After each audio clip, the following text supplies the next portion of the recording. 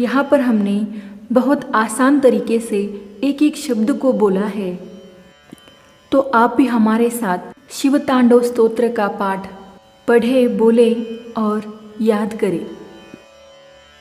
जटाटवीगलज्जल प्रवाह पावितस्थले गलेवलम्ब्य लम्बितां भुजङ्गतुङ्ग मालिकां डमड्डमड्डमड्डम निनादवट्टमर्वयम् चकार चण्डताण्डवं तनोतु नः शिवः शिवम् जटाकटाह सम्भ्रम भ्रमन्निलिम्प निर्झरी विलोलवीचिवल्लरी विराजमान मूर्धनि धगद्धगद्धगज्ज्वल ललाटपट्टपावके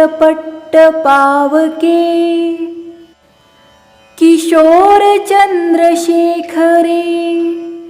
रतिः प्रतीक्षणं मम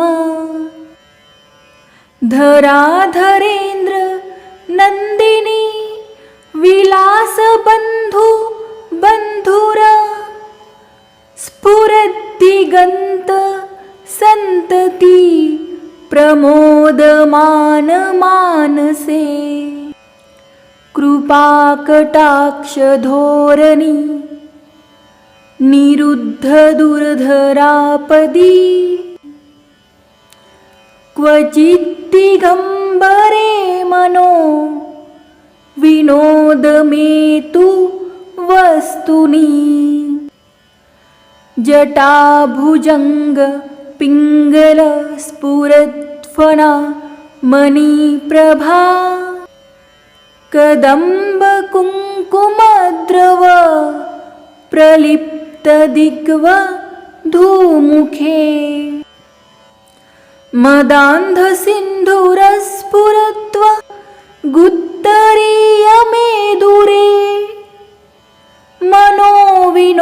मनोविनोदमब्धुतं बिभर्तु भूतभर्तरी सहस्रलोचन प्रभृत्य शेषलेखशेखर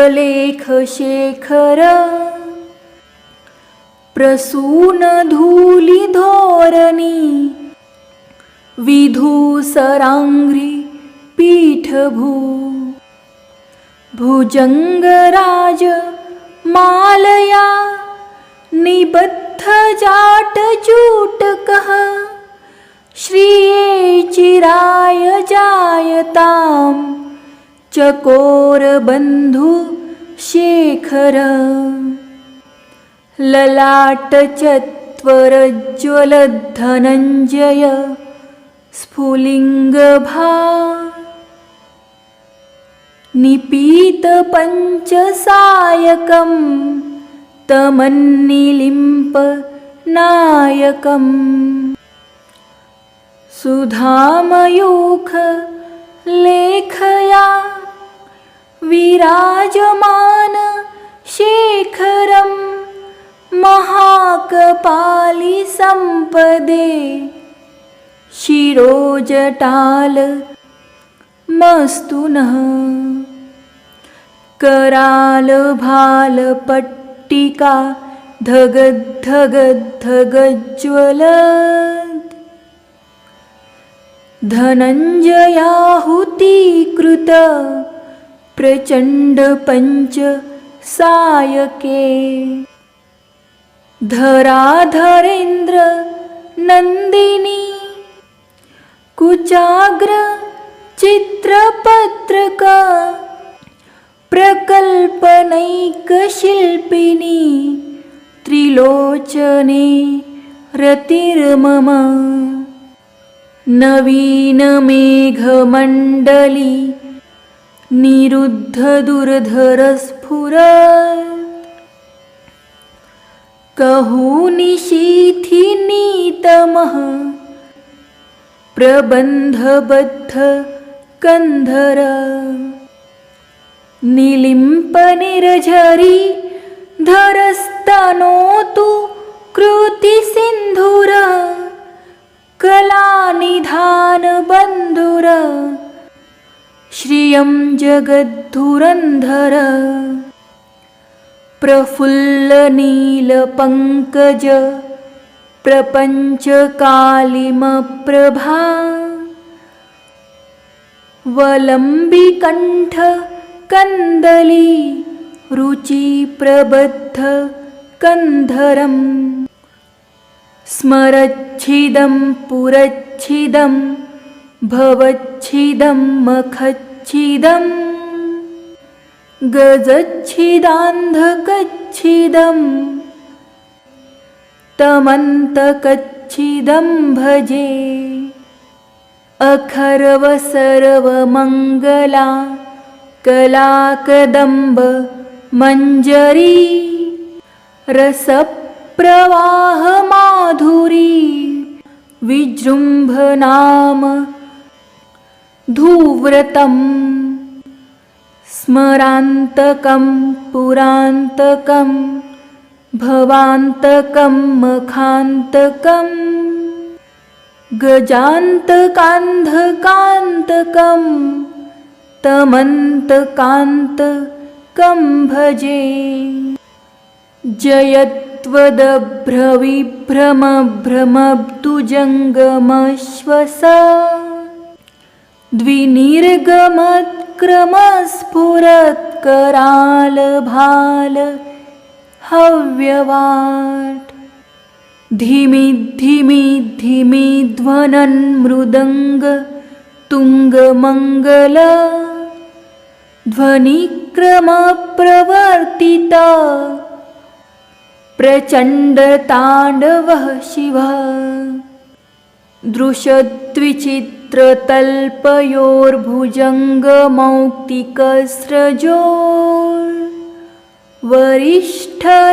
दृशद्विचित्रतल्पयोर्भुजङ्गमौक्तिकस्रजोर्वरिष्ठरत्नलोष्टयो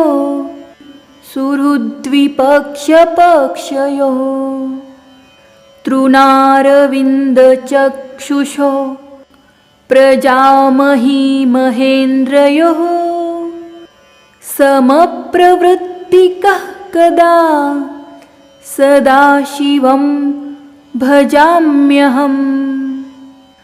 कदा निलिम्पनिर्झरी निकुञ्जकोटरे वसन् विमुक्तदुर्मतिः सदा शिरःस्थमञ्जलिं वहन् विलोललोललोचनो ललामभाललग्नक शिवेति मन्त्रमुच्चरन् कदा सुखी भवाम्यहम् इमं हि नित्यमेव मुक्तमुत्तमोत्तमं स्तवम् पठन् स्मरन् ब्रुवन्नरो विशुद्धिमेति सन्ततम् हरे गुरौ सुभक्तिमाशु याति नान्यथा गतिम् विमोहनं हि देहिनां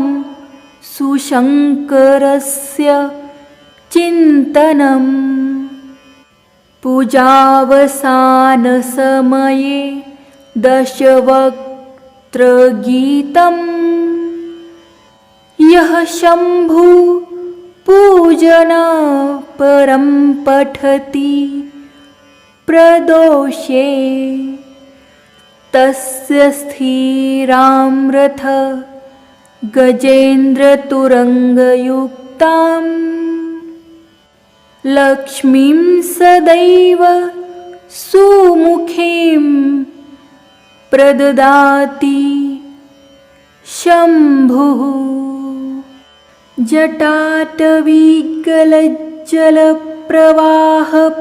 जटाटवीगलज्जलप्रवाहपावितस्थले गलेवलम्ब्य लम्बितां भुजङ्गतुङ्ग मालिकाम् डमड्डमड्डमड्डम निनादवट्टमर्वयम् चकार चण्डताण्डवं तनोतु नः शिवः शिवम् जटाकटाह सम्भ्रम भ्रमन्निलिम्पनिर्झरी विलोलवीचिवल्लरी विराजमानमूर्धनि धगद्धगद्धगज्ज्वल ललाटपट्टपावके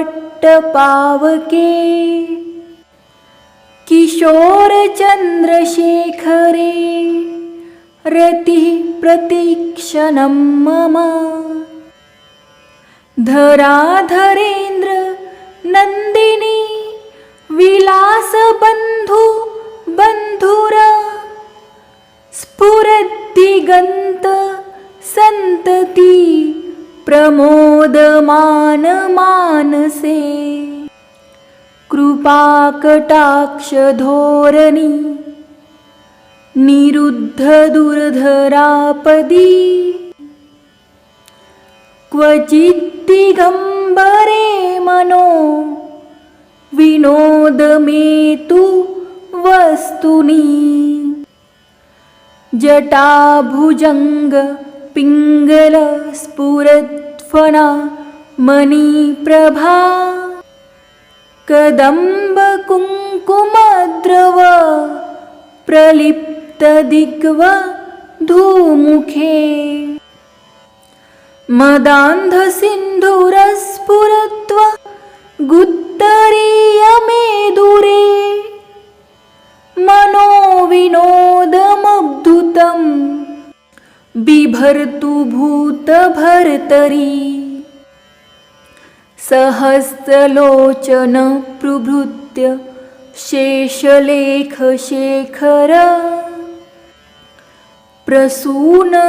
प्रसूनधूलिधोरणी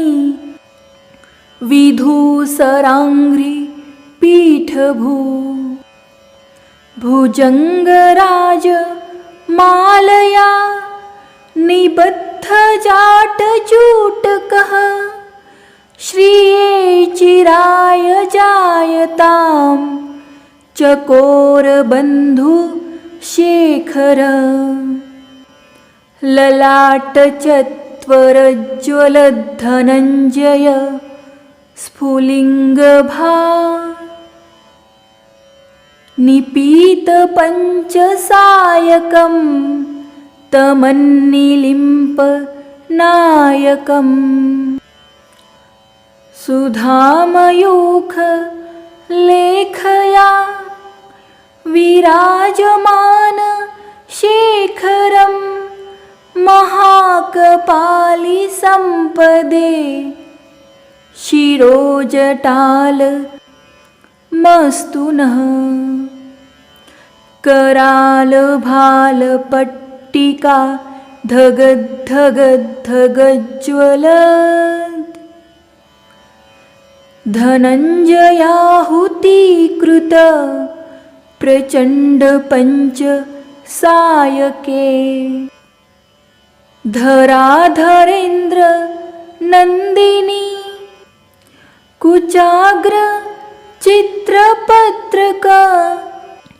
प्रकल्पनैकशिल्पिनी त्रिलोचने रतिर्मम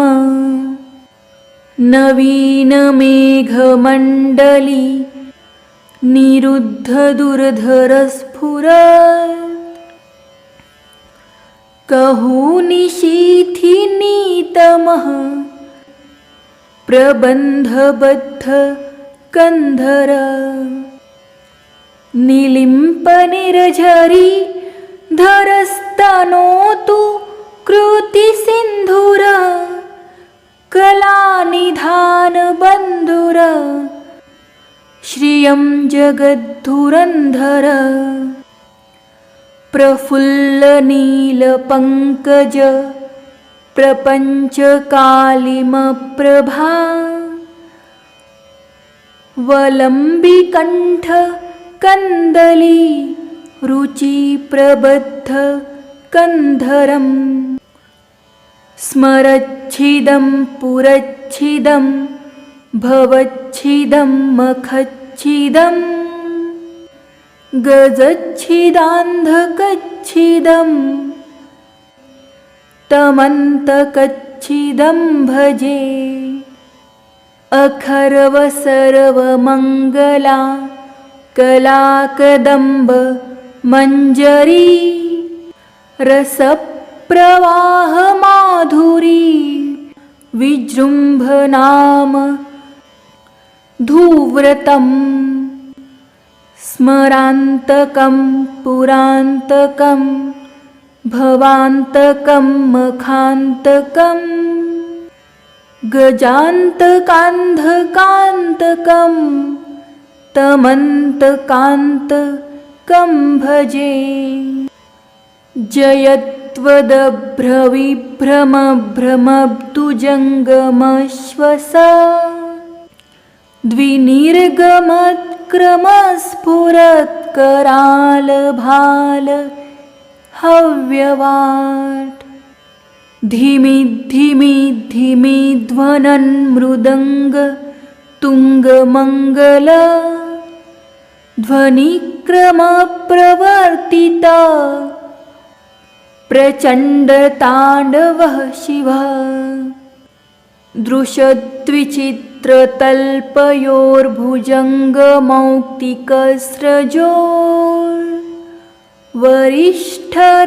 दृशद्विचित्रतल्पयोर्भुजङ्गमौक्तिकस्रजोर्वरिष्ठरत्नलोष्टयो सुहृद्विपक्षपक्षयो तृणारविन्दचक्षुषो प्रजामही महेन्द्रयोः समप्रवृत्तिकः कदा सदाशिवं भजाम्यहम् कदा निलिम्पनिरझरी निकुञ्जकोटरे वसन् विमुक्तदुर्मतिः सदा शिरःस्थमञ्जलिं वहन् विलोललोललोचनो ललामभाललग्नक शिवेति मन्त्रमुच्चरन् कदा सुखी भवाम्यहम् इमं हि नित्यमेव मुक्तमुत्तमोत्तमं स्तवम् पठन् स्मरन् ब्रुवन्नरो विशुद्धिमेति सन्ततम् हरे गुरौ सुभक्तिमाशु याति नान्यथा गतिम् विमोहनं हि देहिनां सुशङ्करस्य चिन्तनम् पूजावसानसमये दशवक्त्रगीतम् यः शम्भु पूजन परं पठति प्रदोषे तस्य स्थिरामृथ गजेन्द्रतुरङ्गयुक्तां लक्ष्मीं सदैव सुमुखीं प्रददाति शम्भुः जटाटवीगलज्जलप्रवाहपावितस्थले गलेवलम्ब्य लम्बितां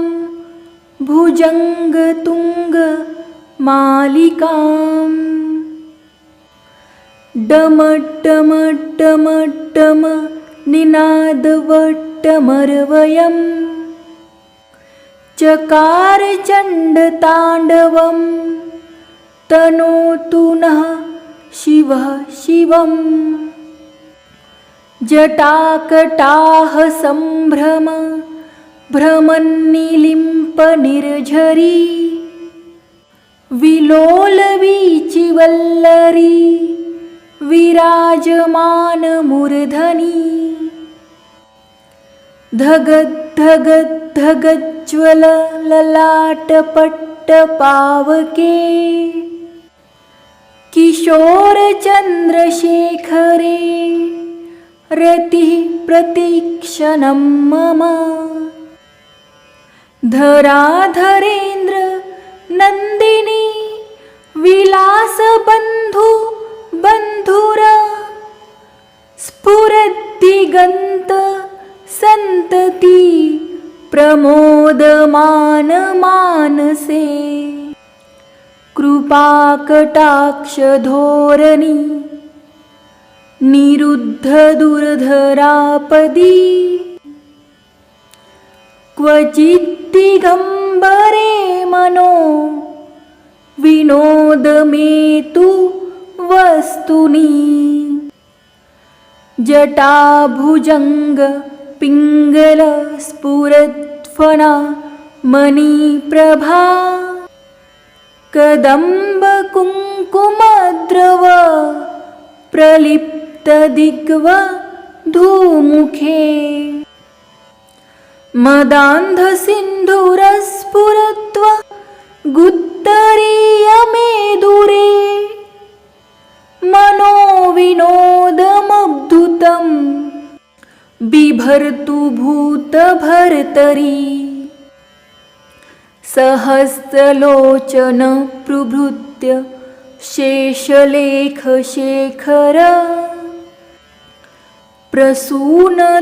प्रसूनधूलिधोरणी विधूसराङ्घ्रि पीठभू भुजङ्गराज मालया निबद्धजाटजूटकः श्रिये चिराय जायतां चकोरबन्धु शेखर ललाटचत्वरज्ज्वलद्धनञ्जय स्फुलिङ्गभा निपीतपञ्चसायकं तमन्निलिम्प नायकम् सुधामयूख लेखया विराजमान शेखरं महाकपाली संपदे शिरोजटाल मस्तु नः कराल भाल पट्टिका धगज्ज्वल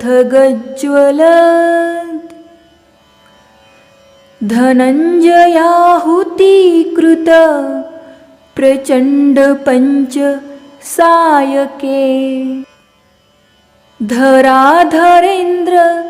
नन्दिनी कुचाग्र चित्रपत्रक प्रकल्पनैकशिल्पिनी त्रिलोचने रतिर्मम नवीनमेघमण्डली निरुद्ध दुर्धरस्फुरत् कहूनिशीथिनीतमः प्रबन्धबद्ध कन्धर निलिम्पनिर्झरी धरस्तनोतु कृतिसिन्धुर कलानिधान बन्धुर श्रियं जगद्धुरन्धर प्रफुल्लनीलपङ्कज प्रपञ्चकालिमप्रभा वलम्बिकण्ठ कन्दली रुचिप्रबद्ध कन्धरं स्मरच्छिदं पुरच्छिदं भवच्छिदं मखच्छिदं गजच्छिदान्धकच्छिदं तमन्तकच्छिदं भजे अखर्व सर्वमङ्गला कलाकदम्ब मञ्जरी रसप्रवाह माधुरी विजृम्भनाम धूव्रतं स्मरान्तकं पुरान्तकं भवान्तकं मखान्तकं गजान्तकान्धकान्तकं तमन्तकान्तकं भजे। जयत्वदभ्रविभ्रमभ्रमब्दुजङ्गमश्वस द्विनिर्गमत्क्रमस्फुरत्करालभाल हव्यवाट् धिमि धिमि धिमि ध्वनन् मृदङ्ग तुङ्गमङ्गल ध्वनिक्रमप्रवर्तित प्रचण्डताण्डवः शिवः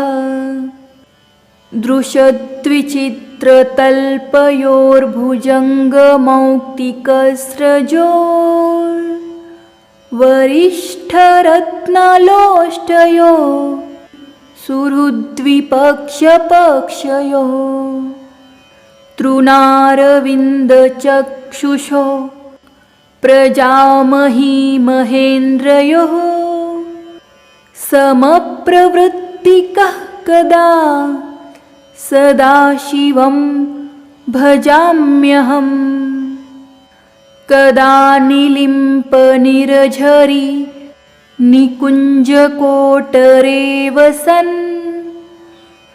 विमुक्तदुर्मतिः सदा शिरःस्थमञ्जलिं वहन् विलोललोललोचनो ललामभाललग्नक शिवेति मन्त्रमुच्चरन् कदा सुखी भवाम्यहम् इमं हि नित्यमेव मुक्तमुत्तमोत्तमं स्तवम् पठन् स्मरन् ब्रुवन्नरो विशुद्धिमेति सन्ततम् हरे गुरौ सुभक्तिमाशु याति नान्यथा गतिम् विमोहनं हि देहिनां सुशङ्करस्य चिन्तनम् पूजावसानसमये दशवक्त्रगीतं यः शम्भु पूजन परं पठति प्रदोषे तस्य स्थिरामृथ गजेन्द्रतुरङ्गयुक्ताम् लक्ष्मीं सदैव सुमुखीं प्रददाति शम्भुः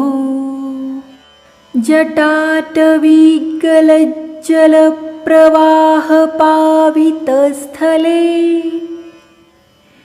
गलेवलम्ब्य लम्बितां भुजङ्गतुङ्गमालिकाम् डमड्डमड्डमड्डम निनादवट्टमर्वयम् चकार चण्डताण्डवं तनोतु नः शिवः शिवम् जटाकटाह सम्भ्रम भ्रमन्निलिम्पनिर्झरी विलोलवीचिवल्लरी विराजमानमूर्धनि धगद्धगद्धगज्ज्वल ललाटपट्टपावके किशोरचन्द्रशेखरे रतिः प्रतीक्षणं मम धराधरेन्द्र नन्दिनी विलास बंधु बंधुर स्फुरद्दिगंत संतती प्रमोदमान मानसे कृपाकटाक्ष धोरणी निरुद्ध दुर्धरापदी क्वचिद्दिगंबरे मनो विनोदमेतु वस्तुनि जटाभुजंग पिंगल स्फुरत्फणा मणिप्रभा कदंब कुंकुमद्रव प्रलिप्तदिग्व धूमुखे मदान्ध सिन्धुरस्फुरत्व गुत्तरीयमेदुरे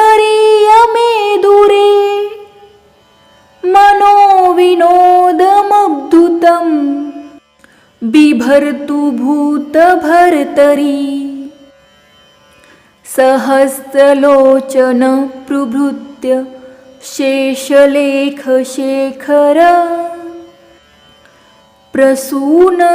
प्रसूनधूलिधोरणी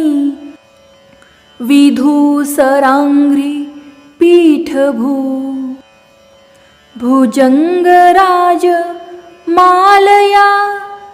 निबद्धजाटचूटकः श्रिये चिराय जायतां चकोरबन्धु शेखर ललाटचत्वरज्ज्वलद्धनञ्जय स्फुलिङ्गभा निपीतपञ्चसायकं तमन्निलिम्पनायकम् सुधामयूख लेखया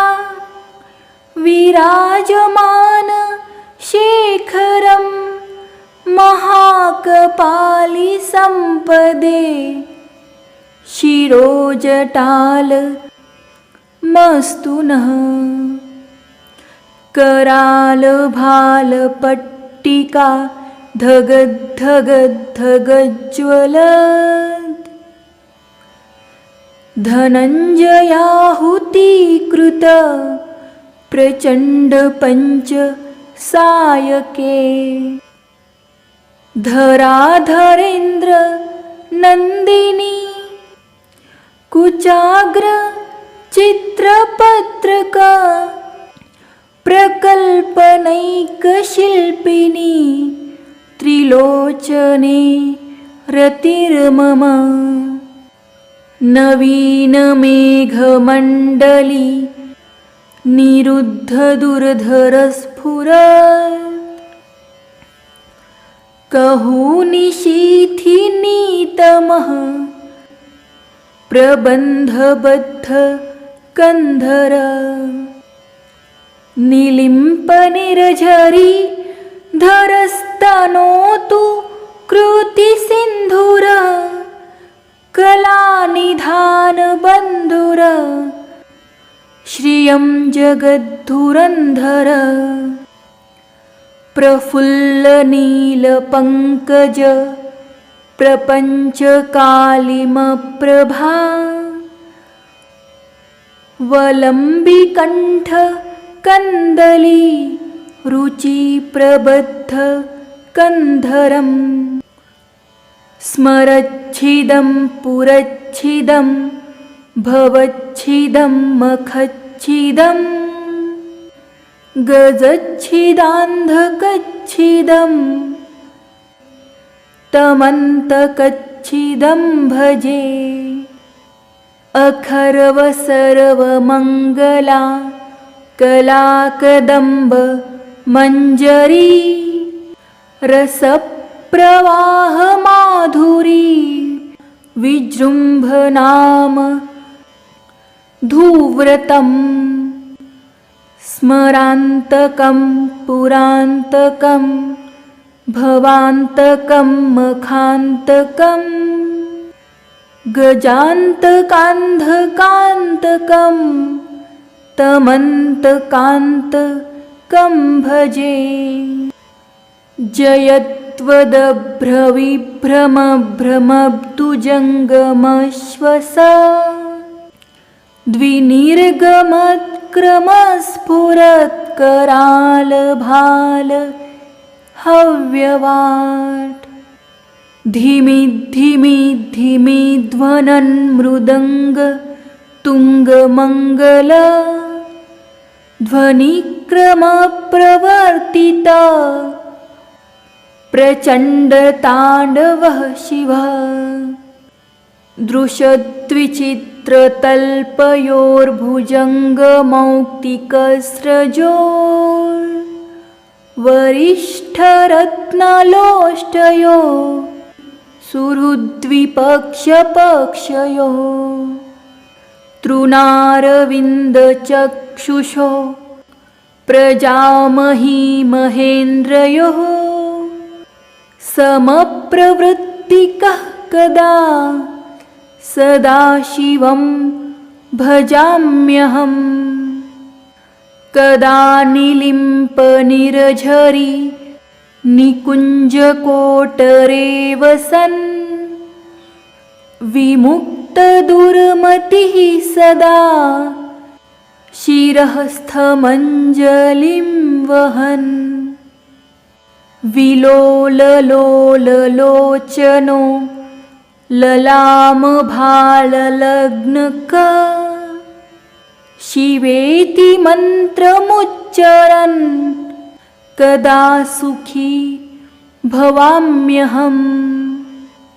इमं हि नित्यमेव मुक्तमुत्तमोत्तमं स्तवम्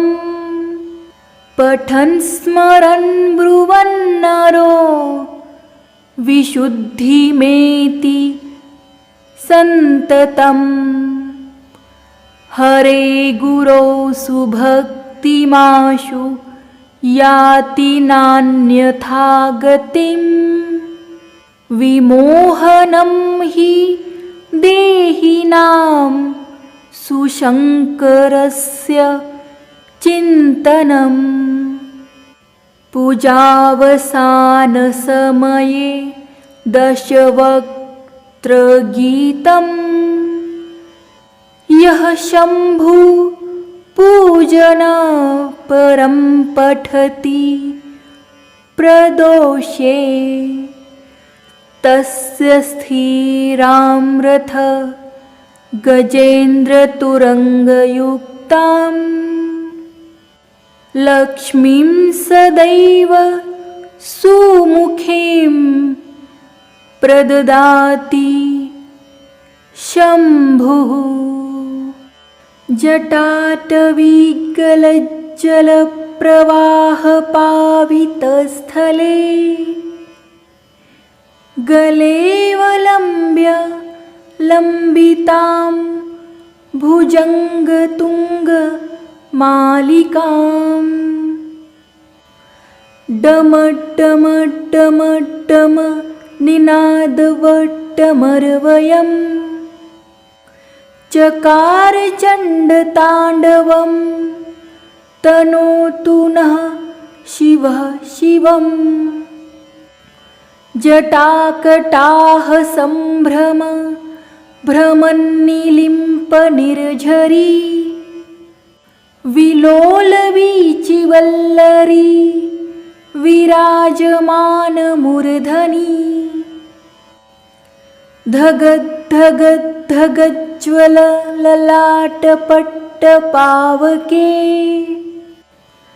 किशोरचन्द्रशेखरे रतिः प्रतीक्षणं मम। धराधरेन्द्र नन्दिनी विलासबन्धु बन्धुर स्फुरद्दिगन्त सन्तति प्रमोदमान मानसे। कृपाकटाक्षधोरणी निरुद्धदुर्धरापदी क्वचिद्दिगम्बरे मनो विनोदमेतु वस्तुनि जटाभुजंग पिंगल स्फुरत्फणा मणिप्रभा कदम्ब कुङ्कुमद्रव प्रलिप्तदिग्व धूमुखे मदान्धसिन्धुरस्फुरत्व गुत्तरीयमेदुरे मनोविनोदमब्धुतं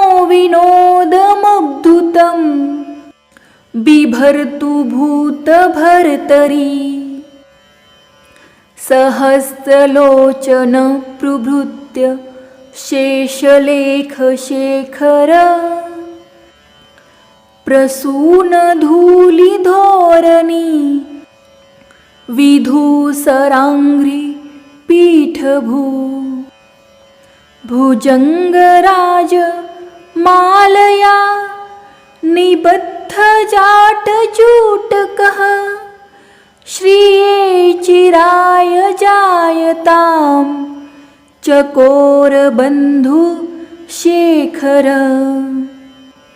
ललाटचत्वरज्ज्वलद्धनञ्जय स्फुलिङ्गभा निपीतपञ्चसायकं तमन्निलिम्पनायकम् सुधामयूख लेखया विराजमान शेखरं महाकपाली संपदे शिरोजटाल मस्तु नः कराल भाल पट्टिका धगद्धगद्धगज्ज्वलत् धनञ्जयाहुतीकृत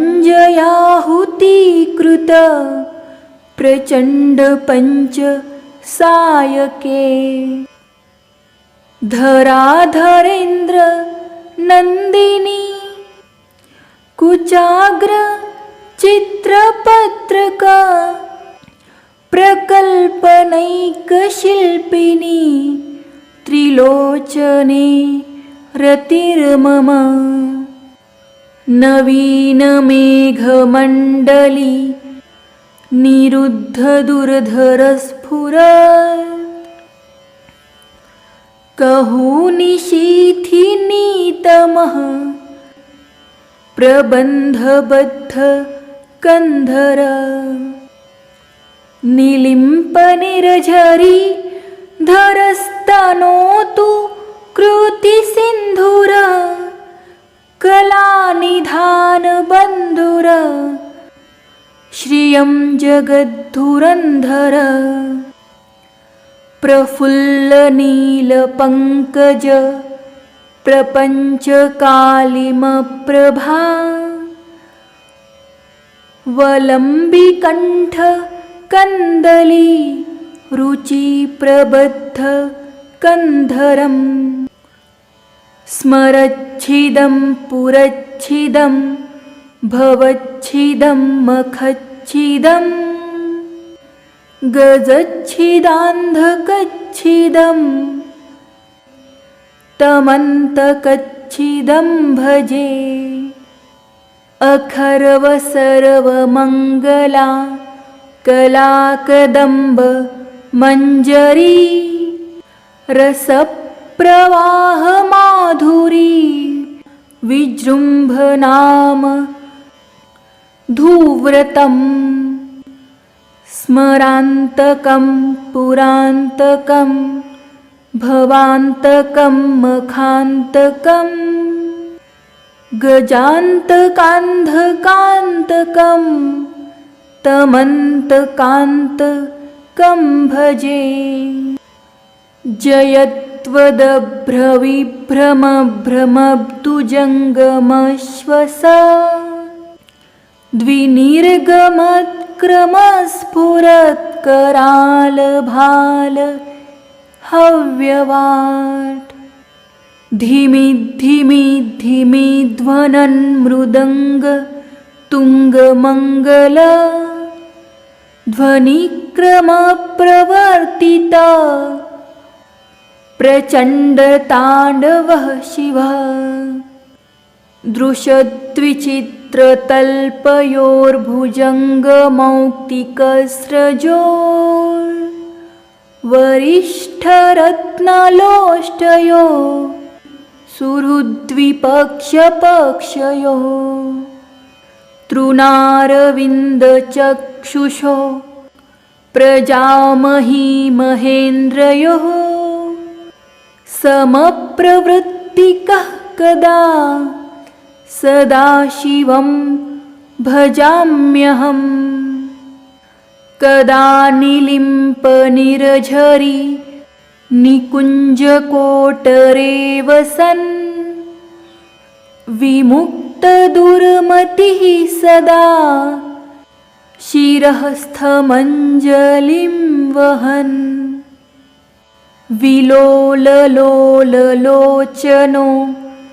ललामभाललग्नका शिवेति मन्त्रमुच्चरन् कदा सुखी भवाम्यहम् इमं हि नित्यमेव मुक्तमुत्तमोत्तमं स्तवम् पठन् स्मरन् ब्रुवन्नरो विशुद्धिमेति सन्ततम् हरे गुरौ सुभक्तिमाशु याति नान्यथा गतिम् विमोहनं हि देहिनां सुशङ्करस्य चिन्तनम् पूजावसानसमये दशवक्त्रगीतम् यः शम्भु पूजन परं पठति प्रदोषे तस्य स्थिरामृथ गजेन्द्रतुरङ्गयुक्ताम् लक्ष्मीं सदैव सुमुखीं प्रददाति शम्भुः प्रददाति शम्भुः इति श्रीरावणकृतं शिवताण्डवस्तोत्रम् सम्पूर्णम्।